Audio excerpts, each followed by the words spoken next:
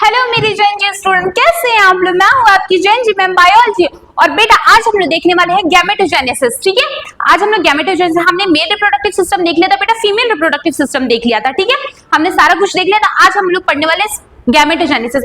Gametogenesis में बेटा आज हम स्पर्मेटोजेनेसिस पढ़ेंगे और स्पर्मेटोजेनेसिस पढ़ने के बाद बेटा हम लोग पढ़ेंगे स्ट्रक्चर ऑफ स्पर्म। ठीक है, स्ट्रक्चर ऑफ स्पर्म के बारे में पढ़ेंगे, उसका कितना पार्ट होता है, उसकी क्या क्या फंक्शंस होते हैं। ओके, चलिए फटाफट से हम स्टार्ट करते हैं। तो बेटा गैमेटोजेनेसिस मतलब formation of gamete is called gametogenesis. ठीक है, गैमेटोजेनेसिस जब फॉर्मेशन ऑफ स्पर्म होता है, यानी कि स्पर्म का फॉर्मेशन होता है, तो उसे हम बोलते हैं स्पर्मेटोजेनेसिस। और जब फॉर्मेशन ऑफ ओवा होता है तो उसे हम बोलते हैं oogenesis। ठीक है, यहां तक क्लियर, एकदम क्लियर, बेसिक था मैम। चलिए अब हम लोग आगे बढ़ते हैं। आगे बढ़ते बेटा स्पर्मेटोजेनेसिस यानी कि स्पर्म बनना कब स्टार्ट होता है बेटा, तो स्पर्म बनना स्टार्ट होता है मैम प्यूबर्टी में, यानी कि 12, 13, 14 साल में जब लड़के पहुंच जाते हैं तो उनका स्पर्म का फॉर्मेशन होना शुरू हो जाता है। ठीक है, प्यूबर्टी एज में।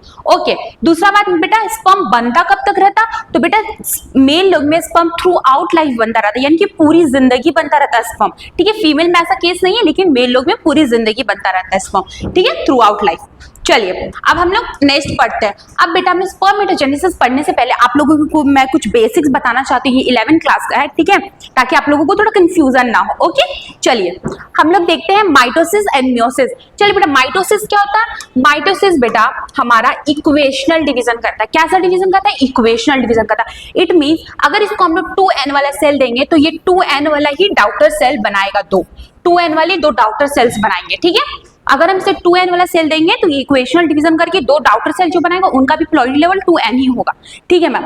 वहीं अगर हम बात करें मियोसिस की बेटा, तो मियोसिस क्या होता है, मियोसिस 1 और मियोसिस 2। ठीक है, तो मियोसिस 1 कैसा डिवीजन है मैम, मियोसिस 1 बेटा रिडक्शनल डिवीजन है, यानी कि अगर इसे हम 2n वाला सेल देंगे तो ये 2 हाफ डॉटर सेल्स बनाएगा, यानी कि nn वाला डॉटर सेल बनाएगा। ठीक है, 2n का हाफ nn। ठीक है, चलिए तो ये इसे हम 2n वाले देंगे सेल तो ये कैसा सेल बनाएगा, हाफ बनाएगा, nn वाले बनाएंगे। ठीक है, वहीं हम बात करें मियोसिस 2 का बेटा, तो मियोसिस 2 हमारा अगेन इक्वेशनल डिवीजन है। ठीक है, यानी कि मियोसिस 1 को छोड़ करके हमारा जो माइटोसिस और मियोसिस है वो दोनों ही इक्वेशनल डिवीजन करता। माइटोसिस और मियोसिस इक्वेशनल डिवीजन करता, सिर्फ और सिर्फ मियोसिस 1 हमारा रिडक्शनल डिवीजन करता। ठीक है, तो जब हम मियोसिस 2 में देखते बेटा तो ये भी इक्वेशनल डिवीजन है, इसे हम n वाला सेल दिए तो ये 2 हाफ n, ये 2 मतलब nn वाला ही डॉटर सेल बनाए। ठीक है, कोई कंफ्यूजन नहीं। अब हम लोग पढ़ते हैं स्पर्मेटोजेनेसिस। बेटा ये बहुत इंपॉर्टेंट टॉपिक है। ठीक है, आपके कॉम्पिटिटिव एग्जाम में हो या फिर आपके बोर्ड एग्जाम में हो, ये दोनों के पर्पज से बहुत इंपॉर्टेंट है, तो प्लीज इसे आप लोग अच्छे से समझिएगा, ये आप लोगों को बहुत काम आएगा आगे भी। ठीक है, चलिए तो अब हम ना स्पर्मेटोजेनेसिस देखते हैं कि स्पर्म का फॉर्मेशन कैसे होता है मैम। चलिए सबसे पहले बेटा हमारा जो स्पर्म का फॉर्मेशन होता है वो किससे होता है, स्पर्मेटोगोनिया से। ठीक है, ये क्या है, स्पर्मेटोगोनिया। स्पर्मेटोगोनिया होता है हमारा 2n वाला। ठीक है, स्पर्मेटोगोनिया, इसका प्लॉइडी लेवल क्या है बेटा, अभी ये 2n है, 2n है। ठीक है, ह्यूमंस में कितने क्रोमोसोम होते हैं, 46, 44 प्लस एक्स एंड वाई। हम यहाँ मेल का बात करें इसलिए एक्स एंड वाई, फीमेल का बात करेंगे तो एक्स एक्स। ठीक है, 2 सेक्स क्रोमोसोम्स होते हैं। ठीक है, 44 प्लस एक्स वाई, ये 44 प्लस एक्स एक्स। ओके, चलिए अब बेटा ये जो हमारा है स्पर्मेटोगोनिया, ये क्या करेगा बेटा, ये करेगा माइटोसिस। क्या करेगा बेटा, माइटोसिस। माइटोसिस करके ये क्या बना लेगा बेटा, माइटोसिस करके ये बना लेगा, माइटोसिस करके बेटा ये बना लेगा आपका माइटोसिस करके ये बना लेगा हमारा प्राइमरी स्पर्मेटोसाइट। क्या बना लेगा ये, प्राइमरी स्पर्मेटोसाइट। ये क्या है हमारा, प्राइमरी स्पर्मेटोसाइट, प्राइमरी स्पर्मेटोसाइट। ठीक है, प्राइमरी स्पर्मेटोसाइट। कौन सा डिवीजन किया बेटा, ये किया माइटोसिस, यानी कि इक्वेशनल डिवीजन। तो क्या प्लॉइडी लेवल चेंज होगा बेटा, प्लॉइडी लेवल चेंज होगा, 2n से 2n ही बनाएगा ये, तो इसका भी क्या रहेगा प्लॉइडी लेवल बेटा 2n। ये भी कैसा है, 2n वाला सेल है। ठीक है, अभी तक ये लोग कैसा है, 44 प्लस एक्स एंड वाई। ठीक है, ये भी 44 प्लस एक्स एंड वाई। ठीक है, इतना दूर तक कोई कंफ्यूजन? नो मैम, कोई कंफ्यूजन नहीं। अब आगे बेटा ये स्टार्ट करेगा क्या? आगे ये स्टार्ट करेगा मियोसिस 1। क्या करेगा ये? मियोसिस 1। मियोसिस 1 करके ये बना लेगा आपका, मियोसिस 1 करके बेटा ये आपका बना लेगा, मैं दूसरे कलर से बना लेती हूँ ताकि आप लोगों को कंफ्यूजन ना हो, ठीक है। मियोसिस 1 करके ये बना लेगा secondary oocyte, secondary spermatocyte, sorry थोड़ा कंफ्यूजन हो गया, ठीक है। सेकेंडरी स्पर्मेटोसाइट, ये क्या बनाया बेटा? सेकेंडरी स्पर्मेटोसाइट, सेकेंडरी स्पर्मेटोसाइट, ठीक है, secondary spermatocyte, spermatocyte, secondary spermatocyte.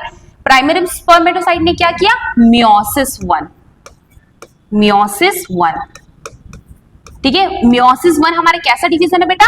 Meiosis 1 हमारा रिडक्शनल डिवीजन है। कैसा डिवीजन है? रिडक्शनल, यानी कि अब इसका प्लॉइडी लेवल चेंज हुआ होगा, बिल्कुल हुआ होगा मैम। अब इसका प्लॉइडी लेवल क्या हो गया होगा बेटा? एन, एन, ठीक है, यानी कि 44 plus x and 44 plus y. एकदम मैंने सही लिखा, ठीक है, कोई कंफ्यूजन नहीं। चलिए अब बेटा अब ये आगे करेगा मियोसिस 2। क्या करेगा? हमारा सेकेंडरी स्पर्मेटोसाइट मियोसिस 2 करेगा, और मियोसिस 2 करने के बाद, ठीक है, ये क्या करेगा? मियोसिस 2 करेगा, और ये बना लेगा बेटा, ये बना लेगा टोटल 4 स्पर्मेटाइट्स। कितने? 4 स्पर्मेटाइट्स बना लेंगे ये, ठीक है। सेकेंडरी स्पर्मेटोसाइट अब करेगा मियोसिस 2। मियोसिस 2 हमारा कैसा डिवीजन है बेटा? मियोसिस 2, मियोसिस 2, मियोसिस 2 हमारा अगेन इक्वेशनल डिवीजन है, यानी कि प्लॉइडी लेवल बदलेगा नहीं, किसी का भी प्लॉइडी लेवल नहीं बदलेगा। ये भी एन होगा, ये भी एन होगा, ये भी एन होगा मैम, और ये भी एन होगा। और ये हमारे क्या है? ये हमारे स्पर्मेटाइट्स हैं। क्या है ये? हमारे स्पर्मेटाइट्स, स्पर्मेटाइट्स, ठीक है, स्पर्मेटाइट्स है टोटल। इनको अगर हम लिखें तो कैसे लिखेंगे बेटा? इनको हम लिखें तो हम लिखेंगे 44 प्लस एक्स, 44 प्लस एक्स, ठीक है, 44 प्लस वाई। बोलते हैं ना मेल में आधे वाई होते हैं और आधे एक्स होते हैं, ठीक है, 44 प्लस वाई, ठीक है, कोई कंफ्यूजन नहीं मैम। अभी तक ये स्पर्म नहीं बना बेटा, अभी ये क्या बना? स्पर्मेटाइट्स। अब स्पर्मेटाइट्स बेटा आगे डिफरेंशिएट करते हैं, मैच्योर होते हैं, और उसके बाद बनता है बेटा आपका क्या? स्पर्म। उसके बाद आपका क्या बनता है बेटा? स्पर्म। आगे ये डिफरेंशिएट करते हैं और स्पर्म बनाते हैं, ठीक है, आगे ये डिफरेंशिएट करते हैं और आपके स्पर्म्स बनाते हैं।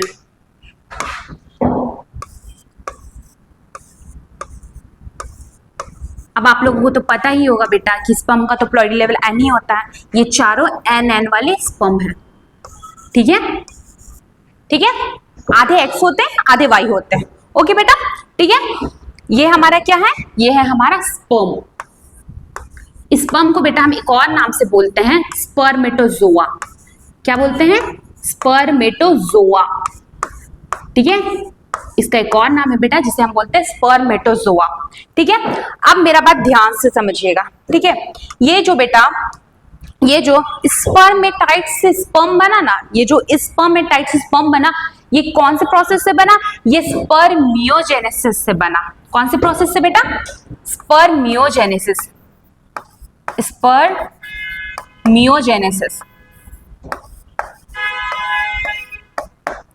स्पर्मियोजेनेसिस, ठीक है, स्पर्मियोजेनेसिस से ये बना, स्पर्मेटाइट से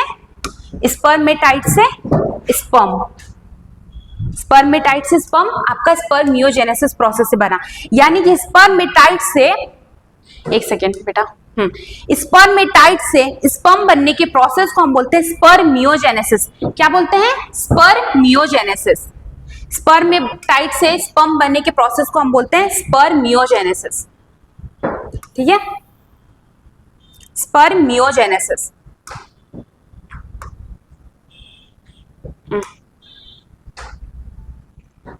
एक मिनट बेटा, थोड़ा सा रुक जाइए। स्पर्मेटाइट से स्पर्म बनने के प्रोसेस को हम बोलते हैं स्पर्मियोजेनेसिस, ठीक है। और ये पूरे को हम क्या बोलते हैं बेटा, ये पूरे को हम बोलते हैं स्पर्मेटोजेनेसिस। इस पूरे को हम क्या बोलते हैं, ये पूरे को हम बोलते हैं स्पर्मेटोजेनेसिस। स्पर्मेटोगोनिया से स्पर्म बनने के प्रोसेस को हम बोलते हैं स्पर्मेटोजेनेसिस। क्या बोलते हैं, स्पर्मेटोगोनिया से स्पर्म बनने को हम बोलते हैं स्पर्मेटोजेनेसिस। स्पर्मेटोजेनेसिस, स्पर्मेटोजेनेसिस, ठीक है। तो हम लोगों ने देखा कि मेल में स्पर्म का फॉर्मेशन कैसे होता है, एक 2n वाले स्पर्मेटोगोनिया होता है, वो माइटोसिस करता है। माइटोसिस हमारा इक्वेशनल डिवीजन है, ठीक है। तो वो बनाता प्राइमरी स्पर्मेटोसाइट। प्राइमरी स्पर्मेटोसाइट का प्लॉइडी लेवल नहीं बदलेगा क्योंकि ये माइटोसिस करके बना, तो इनका प्लॉइडी लेवल सेम रहेगा 2n वाला, ठीक है। उसके बाद प्राइमरी स्पर्मेटोसाइट करता मियोसिस 1। मियोसिस 1 हमारा रिडक्शनल डिवीजन है, तो ये दो हाफ n वाले सेकेंडरी स्पर्मेटोसाइट्स बनाते हैं, ठीक है। फिर सेकेंडरी स्पर्मेटोसाइट हमारा मियोसिस 2 करता, और मियोसिस 2 करके वो बनाता स्पर्मेटाइट्स, ठीक है, जो कि n वाले हैं क्योंकि ये इक्वेशनल डिवीजन करता है, ठीक है। उसके बाद स्पर्मेटाइट्स बेटा हमारा डिफरेंशिएट करता है और वो बना देता है फाइनली स्पर्म। इस प्रोसेस को हम क्या बोलते हैं, स्पर्मेटाइट्स स्पर्म बनने वाले प्रोसेस को हम बोलते हैं स्पर्मियोजेनेसिस, ठीक है। और स्पर्मेटोगोनिया से बेटा स्पर्म बनने को हम बोलते हैं स्पर्मेटोजेनेसिस, ठीक है। ये दो वर्ड में कंफ्यूज बिल्कुल नहीं होना है, ओके बेटा, समझ गए। चलिए अब हम आगे देख लेते हैं, कुछ हम लोग को नोट करना, कुछ पॉइंट जो कि इंपॉर्टेंट है बहुत, तो इसे हम देख लेते हैं, ठीक है। स्पर्मेटोजेनेसिस, देखिए यहाँ वही बात बोल रहे हैं, स्पर्मेटोजेनेसिस किसे बोलते हैं हम, formation of sperm from spermatogonia या फिर मेल जर्म सेल, स्पर्मियोजेनेसिस क्या होता है, स्पर्मियोजेनेसिस होता है फॉर्मेशन ऑफ स्पर्म फ्रॉम स्पर्मेटाइट्स। स्पर्मेटाइट्स से जब स्पर्म का फॉर्मेशन होता है उसे हम बोलते हैं स्पर्मियोजेनेसिस, ठीक है। बेटा एक बात याद रखिए, जेनेसिस मतलब होता है किसी चीज का फॉर्मेशन हो रहा है, ठीक है। वहीं अगर आ जाता है आपका स्पर्मिएशन, तो समझ जाइएगा यहाँ पे कुछ फॉर्मेशन वगैरह नहीं हो रहा है क्योंकि इसमें जेनेसिस नहीं लगा हुआ। जेनेसिस का मतलब होता है फॉर्मेशन। स्पर्मिएशन यानी कि स्पर्मिएशन मतलब होता है बेटा जब स्पर्म बन जाता है, आफ्टर स्पर्मियोजेनेसिस स्पर्म रिलीज होता है। कहां से स्पर्म रिलीज होता है, आपके सर्टोली सेल से, in the lumen of seminiferous tubules. देखिए बेटा ये भी लाइन सही है और आपके एनसीईआरटी में जो दिया हुआ वो भी लाइन सही है, ठीक है। ये ल्यूमन वर्ड इसलिए यूज किया जा रहा है क्योंकि कॉम्पिटिटिव एग्जाम में एक बार पूछ दिया गया था, ठीक है। लेकिन आपके एनसीईआरटी में भी लिखा हुआ है जो कि जब स्पर्म रिलीज हो जाता है, ठीक है, स्पर्मियोजेनेसिस, आफ्टर स्पर्मियोजेनेसिस स्पर्म अपना हेड क्या करता है, इम्बेडेड कर लेता है सर्टोली सेल में, ठीक है। एंड उसके बाद जब वो वहां से रिलीज होता है सेमिनिफेरस ट्यूब्यूल से, तो उसे हम बोलते हैं, जब सर्टोली सेल से सेमिनिफेरस ट्यूब्यूल्स में रिलीज होता है तो उसे हम बोलते हैं, वो प्रोसेस को हम बोलते हैं स्पर्मिएशन। ये आपके एनसीईआरटी में लिखा हुआ, ये भी करेक्ट है, ठीक है। वो दोनों में से कोई भी आए, दोनों ही करेक्ट है, ठीक है। आप राइट करके आओगे, ओके। कोई कंफ्यूजन नहीं मैम, ये इस लाइन को याद रखिएगा बेटा। और इतना भी मैं बता दूं, जेनेसिस वर्ड अगर नहीं लगा हुआ है तो समझ जाइए कि स्पर्मिएशन का बात करें, यानी कि रिलीज हो रहा है, ठीक है, स्पर्म रिलीज हो रहा है, ठीक है ना। चलिए अब हम आगे देखते हैं। हाँ आगे देखिए बेटा, ये एक बार और आप लोगों को क्लियर हो जाए। स्पर्मेटोगोनिया का प्लॉइडी लेवल क्या होता है बेटा, 2n, ठीक है। स्पर्मेटोगोनिया का प्लॉइडी लेवल पूछा जाए तो 2n। क्या प्राइमरी स्पर्मेटोसाइट का प्लॉइडी लेवल चेंज होता है, नहीं मैम। प्राइमरी स्पर्मेटोसाइट का भी प्लॉइडी लेवल क्या होता है, सेम होता है, 2n वाला ही सेल होता है वो। लेकिन हाँ सेकेंडरी स्पर्मेटोसाइट n हो जाता है, सेकेंडरी स्पर्मेटोसाइट n हो जाता है, उसका प्लॉइडी लेवल n हो जाता है। स्पर्मेटाइट तो n रहता है, स्पर्म तो n रहता है ये बेटा। अब देखिए स्पर्मेटाइट से स्पर्म बनने को हम क्या बोलते हैं, स्पर्मियोजेनेसिस। क्या बोलते हैं बेटा, स्पर्मियोजेनेसिस, एकदम इसे याद कर लीजिएगा। और स्पर्मेटोगोनिया से बेटा, स्पर्मेटोगोनिया से स्पर्म बनने को हम बोलते हैं स्पर्मेटोजेनेसिस। क्या बोलते हैं, स्पर्मेटोजेनेसिस, ठीक है। कोई कंफ्यूजन नहीं, प्लॉइडी लेवल के बारे में पे बोले तो याद कीजिएगा थोड़ा सा, क्या हमारा स्पर्मेटोगोनिया माइटोसिस किया था तो प्लॉइडी लेवल तो चेंज नहीं हो सकता, ठीक है, 2n वाला ही रहेगा। फिर हमारा प्राइमरी स्पर्मेटोसाइट मियोसिस किया था, मियोसिस 1 किया था, मतलब कि हाफ कर दिया था, तो हमारा जो सेकेंडरी स्पर्मेटोसाइट का फॉर्म बना होगा वो n वाला बना होगा, ठीक है। फिर सेकेंडरी स्पर्मेटोसाइट से बनता हमारा स्पर्मेटाइट्स, तो वो इक्वेशनल डिवीजन है, तो अगेन उसका प्लॉइडी लेवल भी n ही होगा, ठीक है। और बेटा n का आधा कर भी क्या सकते हैं, ठीक है ना, ओके। चलिए अब हम देखते हैं, हाँ, हार्मोनल कंट्रोल ऑफ स्पर्मेटोजेनेसिस, ये तो बहुत ज्यादा इंपॉर्टेंट है। अगर आप बेटा स्पर्मेटोजेनेसिस एग्जाम में पूछा जाता तो आपको पूरा बना करके आना है, यानी कि आप लोगों को ये फ्लो चार्ट भी बना करके आना है स्पर्मेटोजेनेसिस के साथ, क्योंकि बेटा किसी भी चीज को कंप्लीटली आप लिखोगे, ठीक है ना, तो आपको हार्मोनल भी पता होना चाहिए। और बेटा ये तो ऐसे ही बहुत इंपॉर्टेंट है, अपने आप में ये बहुत इंपॉर्टेंट है। अगर आप कॉम्पिटिटिव एग्जाम में बैठोगे तो आप लोगों को पता चलेगा कि डायरेक्ट क्वेश्चन आता है कि एलएच क्या करता है, एलएच का फुल फॉर्म क्या है, एलएच किस पे एक्ट करता है, एफएसएच किस पे एक्ट करता है, ठीक है, तो ये तो बहुत इंपॉर्टेंट है। चलिए अब फटाफट इसको हम समझते हैं, हार्मोनल कंट्रोल ऑफ स्पर्मेटोजेनेसिस। तो बेटा सबसे पहले आपका आता है मास्टर ऑफ मास्टर ग्लैंड, यानी कि हाइपोथैलेमस।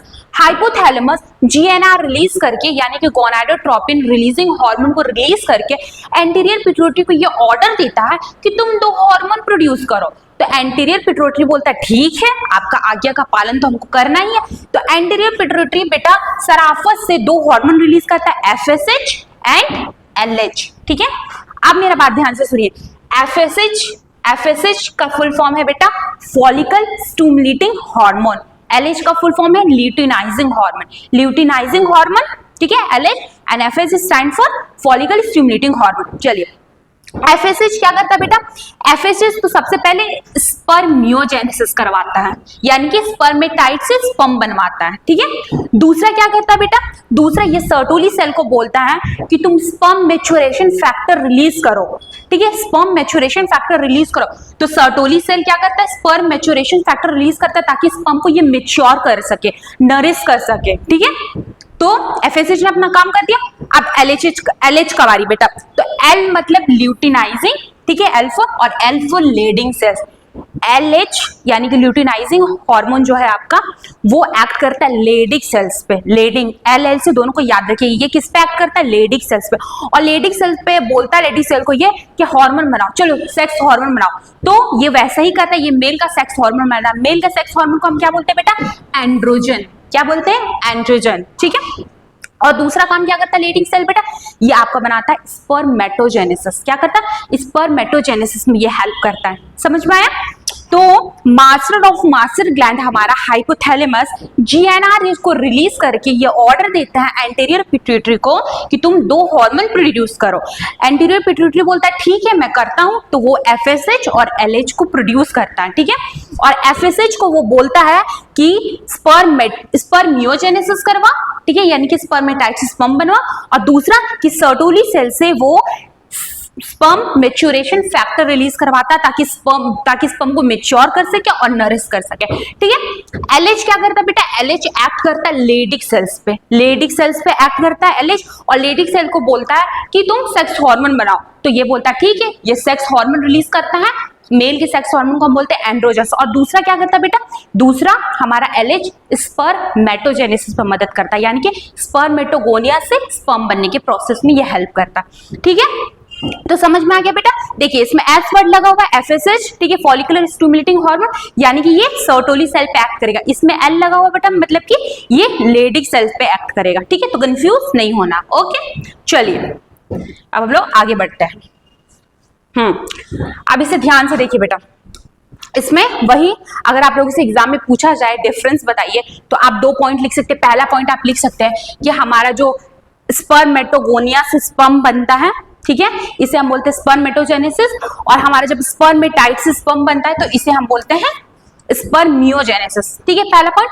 दूसरा पॉइंट बेटा कि स्पर्मेटोजेनेसिस में हमारा एलएच हेल्प करता है, एलएच, ठीक है, एलएच हेल्प करता है हमारा स्पर्मेटोजेनेसिस में। वहीं हमारा स्पर्मेटाइट से स्पर्म जो बनता है, यानी कि स्पर्मियोजेनेसिस में हमारा एफएसएच हेल्प करता है, ठीक है, डन। चलिए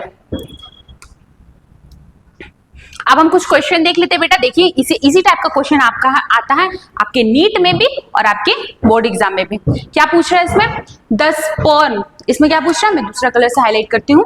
इसमें क्या बोल रहा है बेटा, the spermatids are transfer into spermatozoa by the process, यानी कि हमारा जो स्पर्मेटाइड्स है वो स्पर्म में स्पर्म बन जा रहा है, कौन से प्रोसेस से बन रहा है, तो मेरे बच्चों को पता है वो प्रोसेस है स्पर्मियोजेनेसिस, तो हमारा आंसर ये होगा, ठीक है।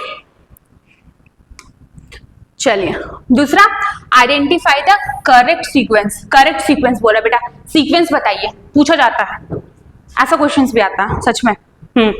बताइए तो क्या है हमारा, सबसे पहले बोला प्राइमरी स्पर्मेटोसाइट, फिर सेकेंडरी स्पर्मेटोसाइट, फिर स्पर्मेटोगोनिया। बताइए स्पर्मेटोगोनिया से तो शुरू होता है, ठीक है, तो ये गलत।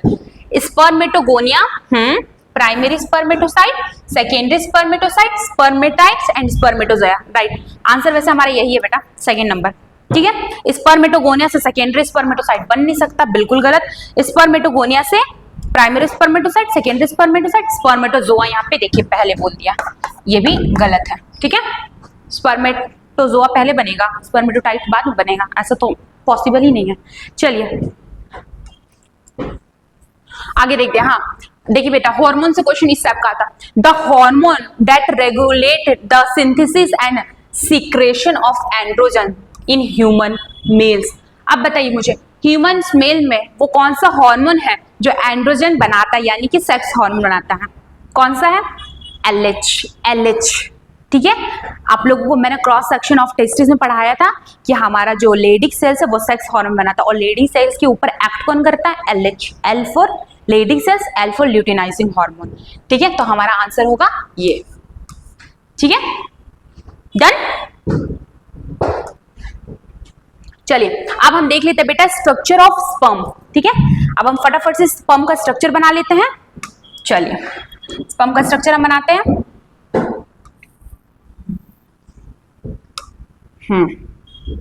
फिर से बना लेते हैं। मेरे को जब तक सेटिस्फैक्शन नहीं मिलता है ना, मुझे ठीक ही नहीं लगता है। चलिए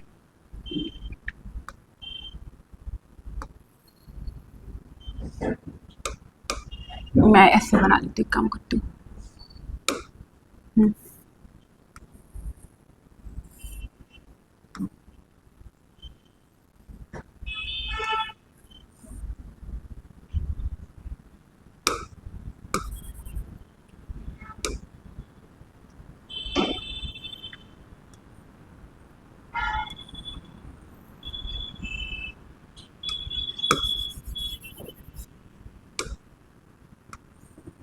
प्यारा सा स्पर्म का स्ट्रक्चर बना लेते हैं बेटा, ठीक है।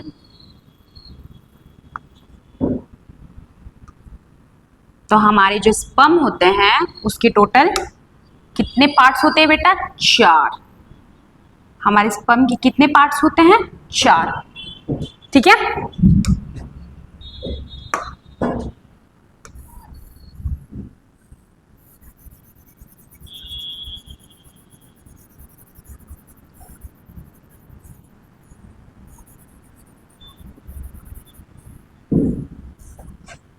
ठीक है, दिख रहा है?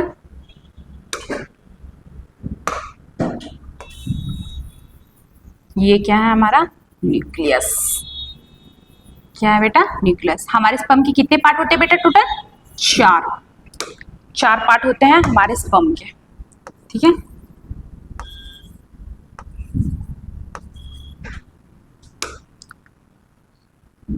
अब देखिए समझिए, ठीक है।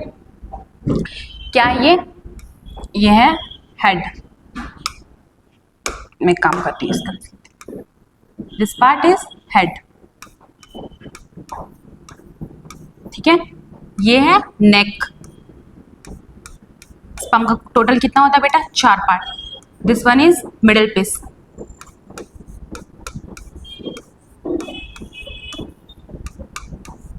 मिडिल पीस, ठीक है। और ये जो लंबा सा प्रेजेंट है ये है हमारा टेल। तो टोटल इसके कितने पार्ट हुए बेटा? 4। क्या क्या? Head, neck, middle piece, tail, ठीक है। Head, neck, middle piece and tail. ये क्या है?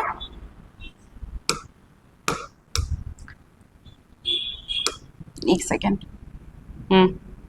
ये जो हमारा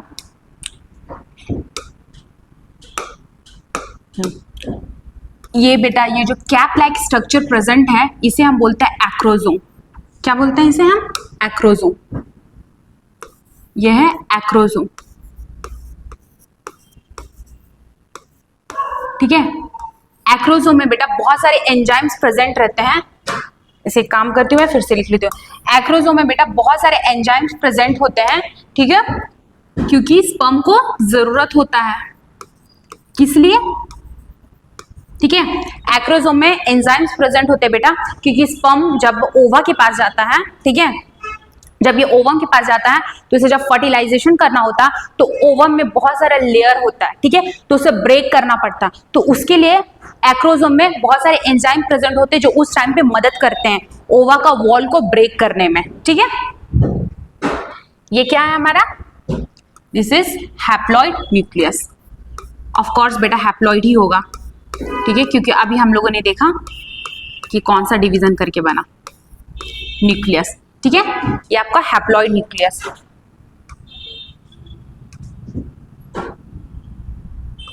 ये है बेटा आपके प्रॉक्सिमल सेंट्रियोल। क्या है, proximal centriole, this is proximal centriole, ठीक है। प्रॉक्सिमल क्यों बोले बेटा, प्रॉक्सिमल मतलब कि ये हेड के सबसे नजदीक है ना, ये हेड के सबसे नजदीक है, इसे बोला मैंने प्रॉक्सिमल सेंट्रियोल। और ये क्या है बेटा, ये है आपका डिस्टल, ये थोड़ा दूर प्रेजेंट है ना बेटा, इसे हम बोलते हैं डिस्टल, ठीक है, डिस्टल सेंट्रियोल, डिस्टल सेंट्रियोल, ठीक है। मेल में दो सेंट्रियोल प्रेजेंट होते हैं नेक में, प्रॉक्सिमल सेंट्रियोल और डिस्टल सेंट्रियोल। ये जो डिस्टल सेंट्रियोल है बेटा, ये फॉर्म करता है एक फिलामेंट, ठीक है, एक एक्सियल फिलामेंट जो कि आपका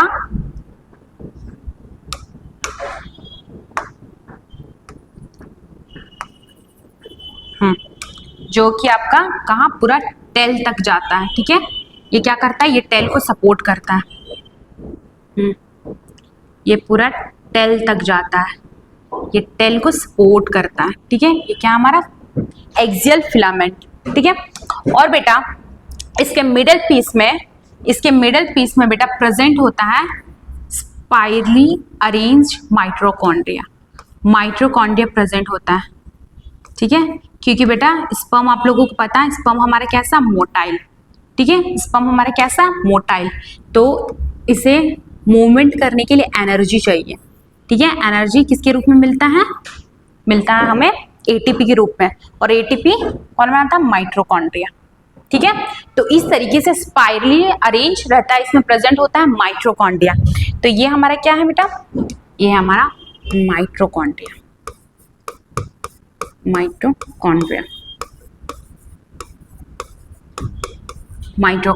ठीक है।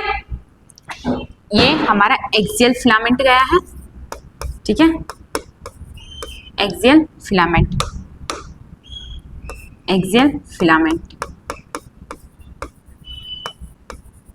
ठीक है।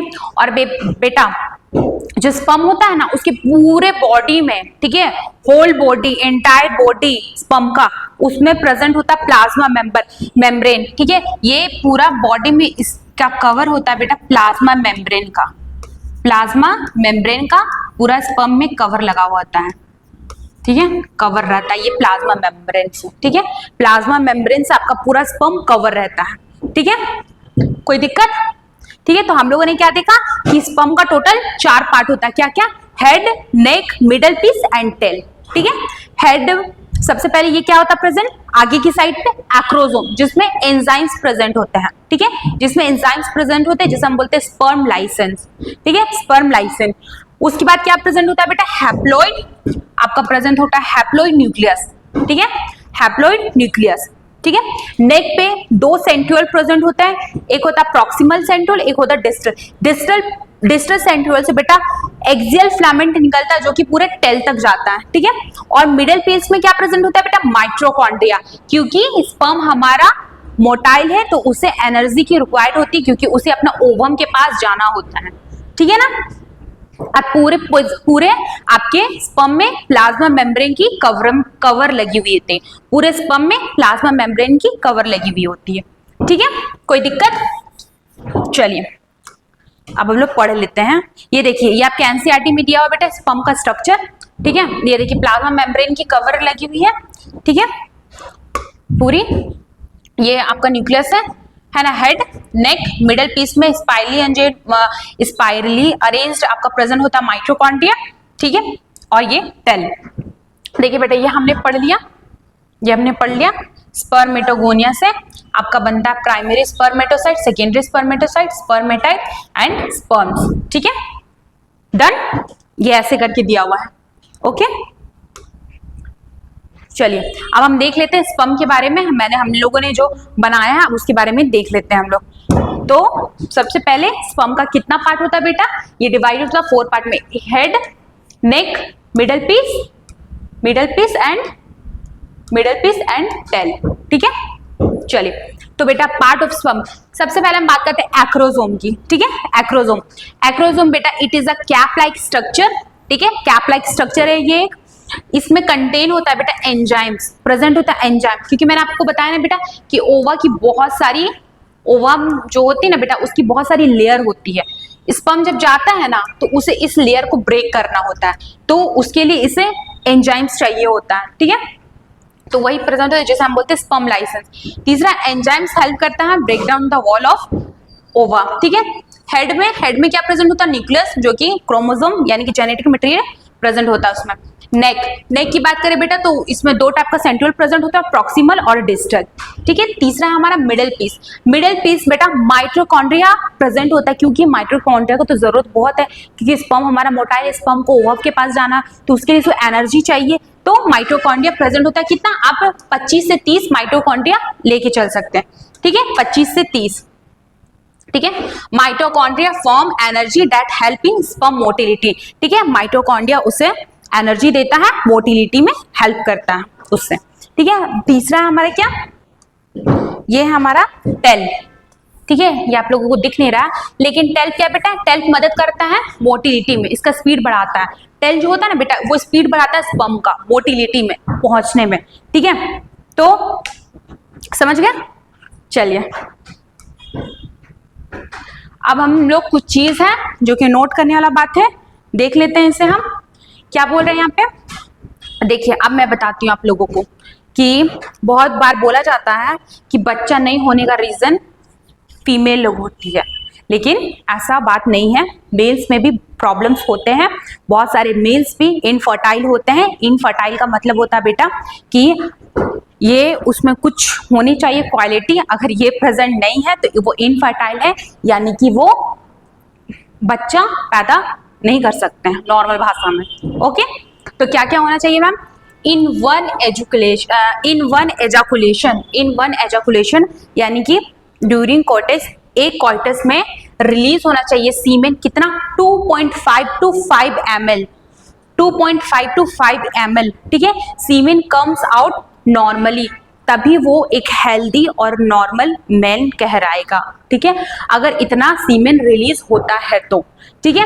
अ हेल्दी, ठीक है, अ हेल्दी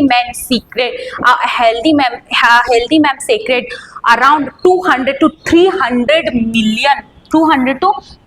मिलियन स्पर्म, ठीक है। यानी कि उनके 2.5 to 5 ml में कम से कम 200 to 300 मिलियन स्पर्म प्रेजेंट होना चाहिए, तभी वो मेल नॉर्मल कहलाएगा और तभी वो फर्टाइल कहलाएगा, ठीक है। फॉर अ नॉर्मल फर्टिलिटी के लिए। और बेटा उसमें भी केस ये है कि नॉर्मल फर्टिलिटी के लिए कम से कम 60% का तो शेप एंड साइज ठीक होना चाहिए, यानी कि शक्ल सूरत ठीक होना चाहिए, और उस 60% का कम से कम 40% का विगरस मोटिलिटी होना चाहिए, यानी कि स्पीड होना चाहिए, ठीक है, अच्छे से ज्यादा तेज भाग सके, वो विगरस मोटिलिटी होना चाहिए। तो ऐसी मेल को हम लोग बोलते हैं नॉर्मल, ठीक है। तो नॉर्मल फर्टिलिटी के लिए कुछ चीजें हैं जो कि होना चाहिए, ठीक है, ओके। चलिए अब हम नेक्स्ट देखते हैं कुछ क्वेश्चन। इन ह्यूमन स्पर्म, ठीक है, नंबर्स ऑफ माइटोकॉन्ड्रिया कितने प्रेजेंट होते हैं ह्यूमन स्पर्म में, माइटोकॉन्ड्रिया, और कहाँ प्रेजेंट होते हैं, कौन से रीजन में प्रेजेंट होते हैं। तो स्पर्म में जो माइटोकॉन्ड्रिया प्रेजेंट होता है वो होता है मिडिल पीस में, ठीक है, मिडिल पीस में माइटोकॉन्ड्रिया प्रेजेंट होता है, ओके। नेक्स्ट देखिए इस टाइप का क्वेश्चन आता है, क्या पूछ रहा है, डिफरेंस बिटवीन स्पर्मियोजेनेसिस और स्पर्मिएशन। मैंने आप लोगों को बताया है, वो फ्लो चार्ट भी है। और दूसरा आपका आ रहा है, एक्सप्लेन कीजिए पिट्यूटरी एंड सेक्स हार्मोन कैसे रिलीज हो, यानी कि वो वाला फ्लो चार्ट बनाना जो हम लोग यहाँ पे देखे थे। ठीक है, हम लोगों को ये हार्मोन वाला फ्लो चार्ट बनाना है इस क्वेश्चन में। ठीक है, ये फ्लो चार्ट पूरा बना करके आ जाना है। ओके ठीक है, तो आज हम लोग यहीं तक रहने देते हैं। अब हम लोग मिलते हैं नेक्स्ट क्लास में। Okay, take care, bye bye. अगर बेटा आप लोगों को अच्छा लगा होगा, समझ में आएगा, तो please do like, comment and subscribe. Okay, bye bye.